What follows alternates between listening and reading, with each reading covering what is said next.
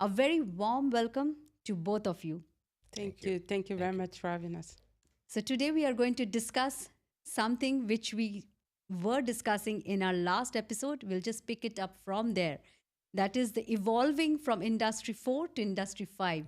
We will talk about a little bit of human elements in supply chain, and which is being very much discussed. So, to start with you, Nivesh, I have a very distinctive question. Um, how do you think the dynamics have changed? How do you think that comparing to what it was before and what it is now in terms of express delivery, fast delivery, everything within 15 minutes, how do you think the global landscape have changed?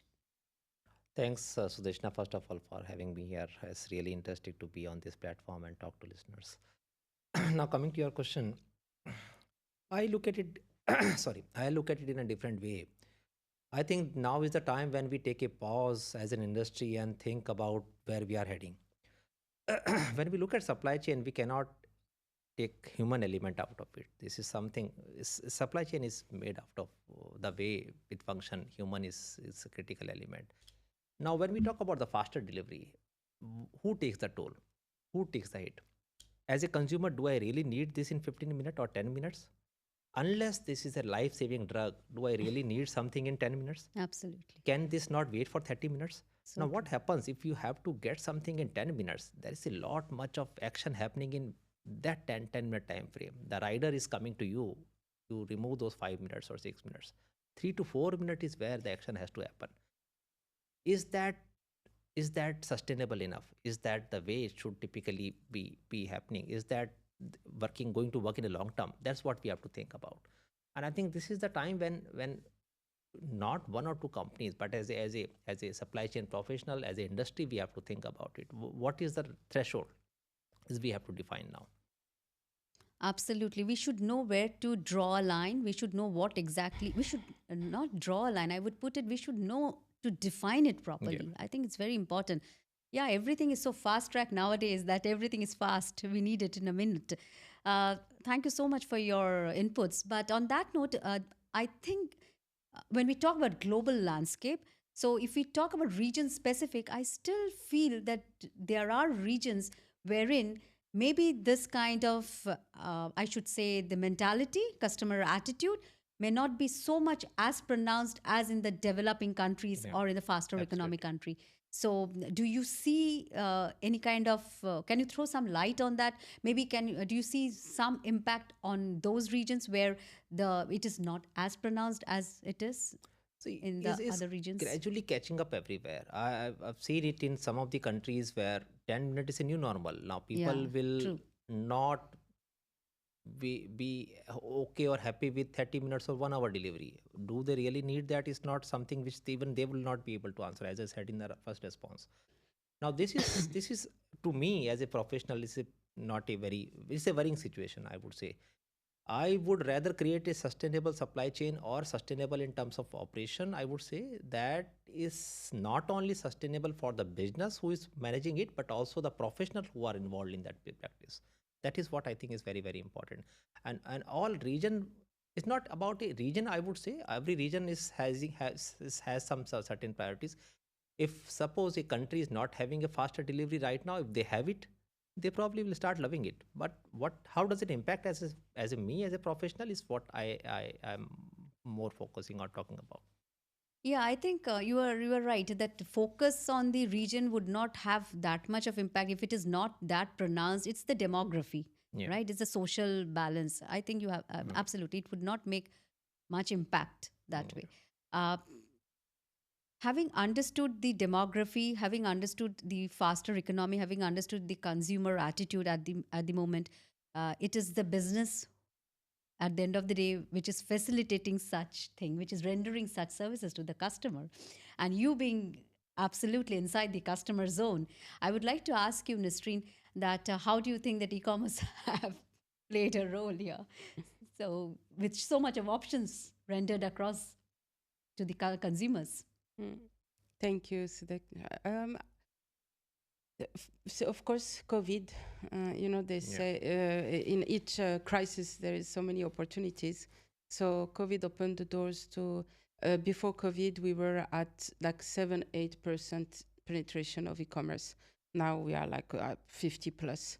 So in the region, the thing is, I think that at the beginning it was a necessity for the consumer to be delivered something, but COVID and post-COVID made the players, the companies, in like very high and fast competition. No, I can. Nobody, I don't think Yeah. we asked to be delivered in 15 minutes, but they started to play on that. You will Yeah, yeah. be delivered in 45 minutes, in 30 minutes, in 15 minutes. And if every minute will be 1 dirham less. And so Absolutely. I think this is unhealthy. Very. And I don't think it's sustainable, to be honest. I think to be delivered goods is good, but I really am like Nivesh, and I probably like a lot of people. I don't think we need something less than 1 hour, because you need to be there first to get the Yeah, such a goods, good right? point. Yeah, You You yeah, need need to to yeah. be be there there. to You need receive to the be there. goods, Absolutely. and if you're not home, then So unless you have a meeting or something, and you have 15 minutes to eat, I mean, probably you just grab something or be delivered here. But these are exceptional. I see it as an exception. But I think the companies, they played on it, they played on that, Yeah. but it will not sustain, because the everything is about the consumer. If the consumer doesn't need it, it will not last, it will not live. How much marketing can you put into that? So I think it's good to be delivered. And me, to be honest, I'd rather have in my mind, be conscious that I'm ordering something. It's gonna come in 45 minutes. The driver is safe. He's driving an EV vehicle. My food will not be upside down when Yeah. it will come, or cold, or even if it's cold. You know what? Let it be cold, but safe and clean. Today you don't know what happens, you don't know. And I was reading a report this morning, preparing to today, about the number of motorbikers injured or killed because Absolutely. of that. That's not even worth it. I mean, come on. So I think it's good. And there's so much more opportunities in terms of e-commerce. We are not even at the tip of the iceberg yet. So there is a lot of opportunities, but I think silly things it will come down naturally. I think we will regulate it naturally. Yeah. Absolutely, absolutely. And you are so correct. In fact, that brings to my second question. But before that, absolutely. Nivesh, I think you would like to throw some insight to it. Even on the monetary aspect, also, the delivery boys, if you cannot deliver, especially the food items, Yeah. I have heard of regions wherein they are penalized if you do not, if you cannot deliver within 15 minutes. That too, a fast moving, Yeah. fast foods, the pizzas and the burgers, and the poor guy is penalized. So, Nisrin rightly mentioned this is not sustainable. So, do you think, rather, don't you think that it is a conflict to the sustainable practices? Yeah, it's absolutely yes. And I completely agree with what Nasreen has also pointed out. Not going to work in a longer run. Uh, this region is we have different kind of weather condition in different regions. Like if we talk about some of the tropical climates, you Absolutely. have very adverse kind of a weather condition. Now in a rainy season, if someone is coming and rushing to reach to you in 10 minutes, you someone is going to take a hit. So Mm. who is going to be that? In this case, that's poor guy who is going to deliver this good to you. And as Nisrin said, he is going to be probably Sorry. penalized.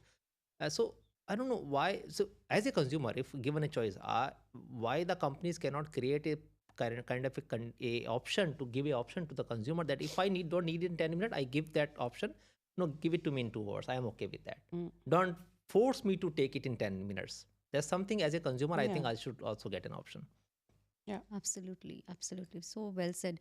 So, do you think that what is the solution? Solution in the sense that since we have got so much on the table, so much to be offered, so much of choice, but as a responsible from as f- from the business perspective, if I may ask you, do you think that doing responsible business, as we discussed many times, is important? So, having said that, do you think that it is important for us to educate the customers also? Do you think that would make a change, that would bring some change, updating them what exactly they can do, or maybe educating them with the process, or operationally getting them more aligned?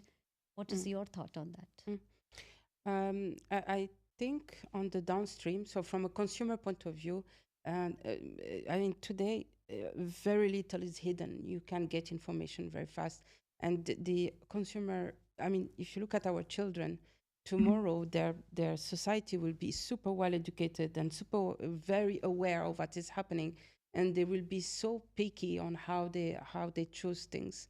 So maybe 30 years ago, I will say, yeah, let's educate. Today, there is a self-education Correct, happening. happening. So, but from a company, so yes, we continue to educate. We give choices, For example, responsible choices. If you deliver in 1 hour, you will save that carbon Very imprint well said. or Very that well thing, said. or we will, so maybe to give a responsible choice. Responsibility. I Yeah, like and that, Nisreen. and then from a company point of view, maybe in our region there is a lot of waste because everyone is doing his own way. Correct. I would say the because we will grow into e-commerce. What I recommend is partnerships. Mm-hmm. Partner, collaborate, do things together, so you can save space, save the way of doing, and maybe deliveries, etc. So I would say collaboration will give more flexibility into growing. Correct. Very well said. Very well said. Uh, Coming to that, with the options, as you rightly mentioned, that we need to give them some choices which would have a long run impact on the best practices and also incentivize the customer. You just mentioned, you had a Mm. very good point on that, that if you do this, there would be some incentives, like not it's mostly that faster delivery, you reduce this much of amount. No, it's the other way around, Other maybe way around. Mm. something more lucrative.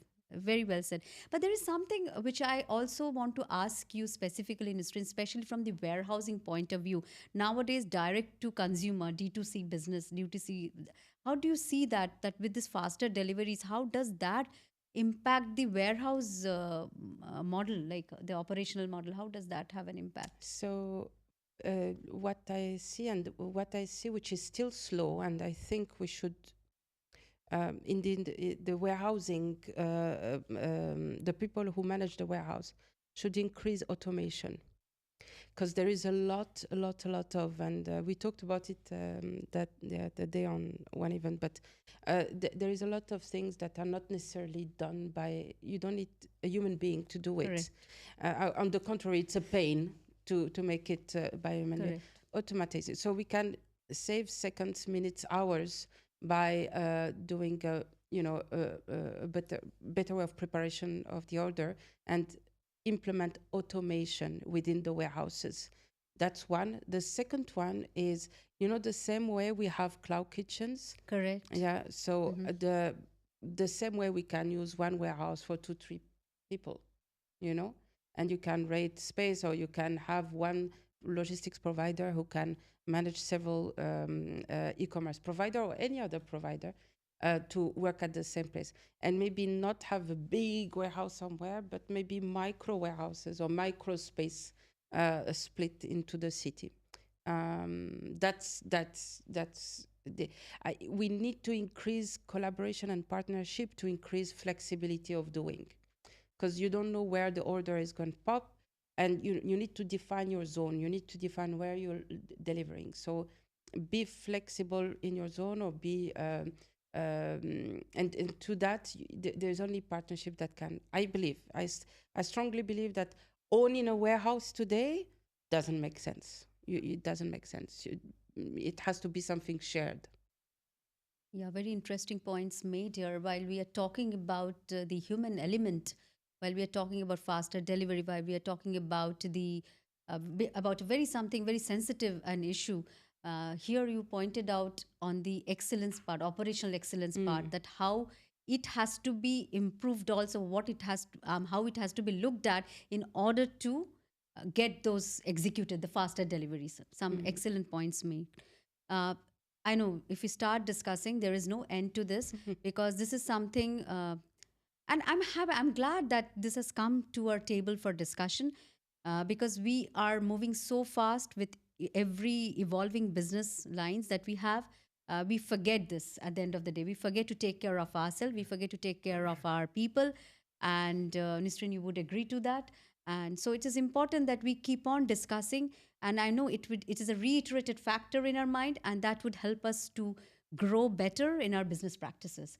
So, before we end this discussion, which is getting more interesting, one last bit of advice which you would like to give it to the businesses, if I may ask you, Nivesh. The way I see it, the companies need to look at the way the consumer would expect, not the consumer would need. Now, the consumer may if you give them a choices, they will probably take it. But as Nisrin also pointed out, you give them make them feel empowered, make them feel empowered about the decision they are going to make, like how much they are saving if they don't want to choose the instant delivery. That is very important, and the customer centric approach is going to play in a longer run. So when we talk about instant delivery, do we really need, do we not need, that's what I think the decision has to be made, that choices has to be given. That's very, very important. So I think that will go a long way, and companies don't have to go do something just because the competitor is doing or someone else is doing. You have to look at, make your own space, make your own way of doing things. That's, if you do that, it will go, it will be long run. Mhm. Excellent. Yes, from my side, I would love to just say, like you said, there's so much to be said. We need to do like 5 hours of talking and will not be done. But Correct. Correct. what I hope is, at least the listeners can take notes and go back and try to develop on them. At Yeah. least if we hit a nerve somewhere and go back and say, okay, let me implement, for example, one KPI tomorrow with my team and involve my team in that KPI, or even better, let me involve my suppliers. Let me select my suppliers Correct. based on the quality of service they are Yeah. giving, or based on the effort in the green sustainability they are doing. Or let me measure them and tell them, you can only enter in my circle if you respect these things, or you improve it this way. So I think the most important is to start, and we need to involve our teams. Also, what I believe, and I think this is very important, when we go to check at the doctor, I have a back pain, I have this, etc., and post-COVID, God knows how much Correct. flu types we Hmm. had. I think because the economy goes so fast, the changes are very, very, very quick. The consumer is smarter and smarter and smarter. I think it's very important to, when a company draw a strategy of 7 years, 3 years, today is less and less true. Hmm. You have to look at a Short shorter term. shorter vision. So when you draw your 12 months plan, question every quarter. Like at one point, ask yourself, or even, internally, ask the financial department to come and audit you, check you, or ask an external consultant to come and, can you please tell me if what I'm doing is correct? Ask the internal auditor. Yeah. Yeah. So I think it's very important not to take everything for granted, because we know now that what we plan never happens. So, like in supply chain, we say a forecast is also always wrong. So the same way, don't take anything for granted, and whether you or your team, ask someone to give you advice, Correct. internally or externally, doesn't matter. So you can improve better and faster. That's what I would say. Correct. I know this is a very, very interesting discussion and never-ending discussion. Thank you, Nisreen, so much for your Thank valuable you. insights on this. On I'm this, so happy. but this brings us to the end of this session, and we thank you for all your valuable inputs. Uh, for our listeners, if you want to hear more, if you want to connect with us, please check on to the LinkedIn contacts, LinkedIn coordinates. We would be happy to hear more.